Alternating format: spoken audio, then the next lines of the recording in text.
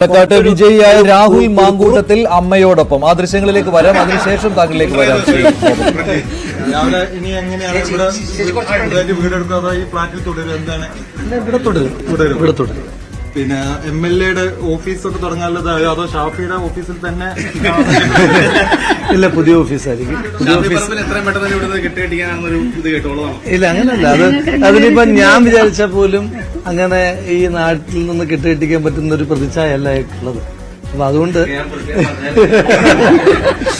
അതുകൊണ്ട് അത് നടക്കില്ല, നടത്താൻ ഉദ്ദേശിക്കുന്നുമില്ല.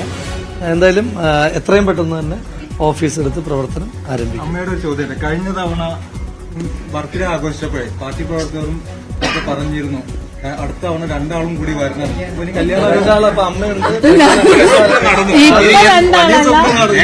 ഇപ്പൊ രണ്ടാളല്ല, ഇപ്പൊ ഞങ്ങളെ കുടുംബത്തിൽ നിന്നുള്ളതാണെങ്കിൽ 5-6 പേരുണ്ട്. ഞങ്ങളുടെ പ്രസ്ഥാനത്തിന്റെ ആൾക്കാർ മൊത്തം ഇവിടെ ഉണ്ട്. അപ്പൊ ഞങ്ങൾ രണ്ടാളല്ല. പിന്നത്തെ കാര്യം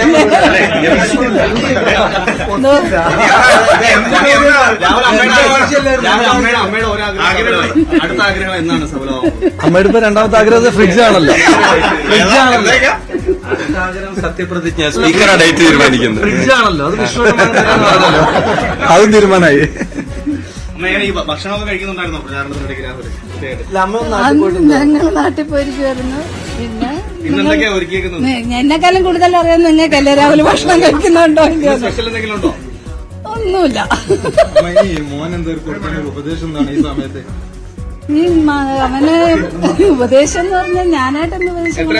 അത് പാലക്കാട്ട് ജനങ്ങൾ അവനെ ഉപദേശിക്കും, അവര് തിരിച്ച് മറുപടി കൊടുക്കും. പാലക്കാടിന് വേണ്ടി ഇനി ആദ്യം ചെയ്യാൻ പോകുന്ന പ്രയോറിറ്റി എങ്ങനെ? എന്തായാലും അല്ല, പരമാവധി ജനങ്ങൾക്കൊപ്പം നിൽക്കുക എന്നുള്ളത്. ഇപ്പൊ ഞാൻ ഈ 1-ാം ദിവസം വമ്പൻ പദ്ധതികളൊക്കെ പ്രഖ്യാപിക്കുക എന്ന് പറഞ്ഞാൽ പുതുമോടിയായിപ്പോയി. പരമാവധി ഇപ്പം എന്റെ മുൻഗാമി ശ്രീ ഷാഫി പറമ്പിൽ, അദ്ദേഹത്തിന്റെ പദ്ധതികളുണ്ട്, വികസനോന്മുഖമായിട്ടുള്ള പ്രവർത്തനങ്ങളുണ്ട്. അതിനപ്പുറമുള്ളതെന്ന് പറഞ്ഞാൽ പുള്ളിയുടെ ഏറ്റവും വലിയ സ്ട്രെങ്ത് എന്തായിരുന്നു? കണക്ടിവിറ്റി ആയിരുന്നു, മാനേജ്മെന്റ്. അപ്പൊ അത് തന്നെയായിരിക്കും പ്രൈമറി ഫോക്കസ്. അവിടെ തന്നെ ബാക്കി എല്ലാം പോലെ ആ വലിയ ചലഞ്ചാണ്. അത് യൂത്ത് കോൺഗ്രസ് പ്രസിഡന്റ് ആകുമ്പോഴും എനിക്ക് ആ ചലഞ്ച് ഉണ്ടായിരുന്നു. കാരണം പിന്നെ ഷാഫി പറമ്പിലിനെ പോലെ ക്രൗഡ് പുള്ളറായിട്ടുള്ള ഒരാളിൽ നിന്നാണ് യൂത്ത് കോൺഗ്രസ് പ്രസിഡന്റ്ഷിപ്പ് ഏറ്റെടുക്കുന്നത്. ഇപ്പം MLA ആകുമ്പോഴും അത് ആ ഒരു പക്ഷെ കുറെയൊക്കെ പഠിച്ചെന്ന് തോന്നല്ലേ? ഭയങ്കരമായിട്ട് ഇതൊക്കെ പേടാ. ഷാഫിക്ക് എന്താണ് പിൻഗാമിക്ക് നൽകാൻ ഉപദേശം? എന്താണ്? MLA തെരഞ്ഞെടുപ്പ് ജയിച്ചല്ലോ, ഇനി എന്താണ് ഉപദേശം? ജനങ്ങളുടെ അംഗീകാരം കിട്ടിയല്ലോ. പാലക്കാട് നിയോജകമണ്ഡലത്തിൽ ഇതുവരെ ഒരു പാർട്ടിയിൽപ്പെട്ട ഒരു സ്ഥാനാർത്ഥിക്കും കിട്ടാത്ത ചരിത്ര ഭൂരിപക്ഷമാണ് രാഹുൽ മാങ്കൂട്ടത്തിന് ഇവിടുത്തെ ജനങ്ങൾ നൽകിയിട്ടുള്ളത്. അവ അത്രയും വലിയ പ്രതീക്ഷ ജനങ്ങൾക്കുണ്ട്, അത്രയും വലിയ വിശ്വാസം ജനങ്ങൾക്കുണ്ട്. അത് തിരിച്ചറിയാൻ കഴിവുള്ള ഒരു പൊതുപ്രവർത്തനാണ് അയാൾ. അയാളെങ്കിൽ നമ്മൾ ഉപദേശിച്ചിട്ട് അത് തിരിച്ചറിയിക്കേണ്ട കാര്യമില്ല. അയാൾ KSU കോളേജ് യൂണിറ്റ് മുതൽ പൊതുപ്രവർത്തനം നടത്തി വരുന്ന ഒരാളാണ്. അപ്പം ജനങ്ങളുടെ വിശ്വാസം അതാണ് പ്രധാനം എന്ന് അറിയാവുന്ന ആളാണ്. അത് അറിഞ്ഞ് പ്രവർത്തിക്കും. പാലക്കാടിന്റെ മനസ്സറിഞ്ഞിട്ട് അദ്ദേഹം പ്രവർത്തിക്കും.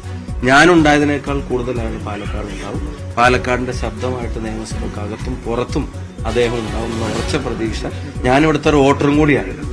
അപ്പൊ അല്ലെ ചന്ദ്രേട്ട, ഞാനും ചന്ദ്രേട്ടനൊക്കെ ഇവിടുത്തെ വോട്ടറാണ്. ചന്ദ്രേട്ടൻ പിരായിരിയുടെ ചാർജ് എടുത്തിട്ട് വലിയ ലീഡ് കൊടുത്തിട്ട് അപ്പം പിന്നെ ഒരു വോട്ടർ എന്നുള്ള നിലക്ക് കൂടി ആ പ്രതീക്ഷയും വിശ്വാസവും ഞങ്ങൾക്കുണ്ട്. അത് അദ്ദേഹം കാക്കുമെന്ന് ഉറപ്പും ഞങ്ങൾക്കുണ്ട്.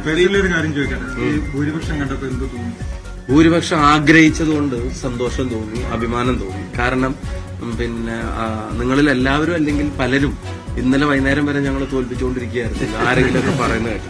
അപ്പോഴും ഞങ്ങൾക്ക് ഇവിടുത്തെ ജനങ്ങളുടെ ഫീഡ്ബാക്ക് കൊണ്ട് ഞങ്ങൾ പറയുന്ന കാര്യങ്ങളെ അത് ഞങ്ങളുടെ പ്രതികരണം മാത്രമാവുകയും ഞങ്ങൾക്കെതിരെ പറയപ്പെടുന്ന കാര്യങ്ങൾ വലിയ ചർച്ചയുടെ പോയിന്റാക്കി മാറ്റി അതിൽ നിന്ന് പിന്നെ ഇംപ്രവൈസ് ചെയ്ത് ഡെവലപ്പ് ചെയ്ത് ലോജിക്കുകളും ഇല്ലോജിക്കലായിട്ടുള്ള കാര്യങ്ങൾ ലോജിക്കായിട്ട് അവതരിപ്പിച്ച് പലതരത്തിലുള്ള ഇപ്പം ശീലമായി വടകരയിലൊക്കെ കണ്ടതായതുകൊണ്ടും പാലക്കാട് ശ്രീകണ്ഠന്റെ കാര്യത്തിൽ കണ്ടതായത് കുഴപ്പം. എന്നാലും അത്രയും ജനങ്ങളുടെ ഒരു പൾസും ആ ഒരു റെസ്പോൺസും പിന്നെ മനസ്സിലാക്കാത്ത പല പ്രതികരണങ്ങളും ഉണ്ടായിരുന്നു. പിന്നെ സത്യം തുറന്നു പറഞ്ഞാൽ ഈ തെരഞ്ഞെടുപ്പിൽ പല മീഡിയകളും കൊടുത്ത സ്പേസ്, വാർത്തക്ക് കൊടുത്ത സ്പേസ് എത്രത്തോളം അതിന്റെ വെർത്തായിരുന്നു എന്നുള്ളത് മാധ്യമങ്ങളും ആലോചിക്കേണ്ട കാര്യമുണ്ട്.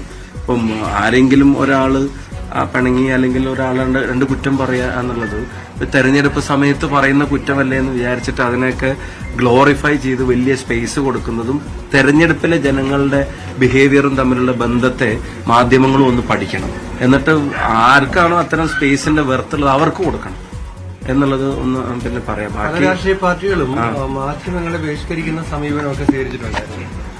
യഥാർത്ഥത്തില് ഞങ്ങളോട് കാണിച്ചത് വെച്ചിട്ടാണെങ്കിൽ ഞങ്ങൾ എല്ലാ ദിവസവും ബഹിഷ്കരിക്കേണ്ടതായിരുന്നു. ഞങ്ങൾ ആരെയും അങ്ങനെ ഒരു സമീപനം സ്വീകരിച്ചിട്ടില്ല. ജനാധിപത്യത്തിൽ ഇതൊക്കെ ഉള്ളതാണ്. പക്ഷെ ഞാൻ വ്യക്തിപരമായി രാഹുലിന് നേരെ ഉണ്ടായിട്ടുള്ള വ്യക്തിയാധിക്ഷേപം അതിന് എക്സ്ട്രീമായിരുന്നു.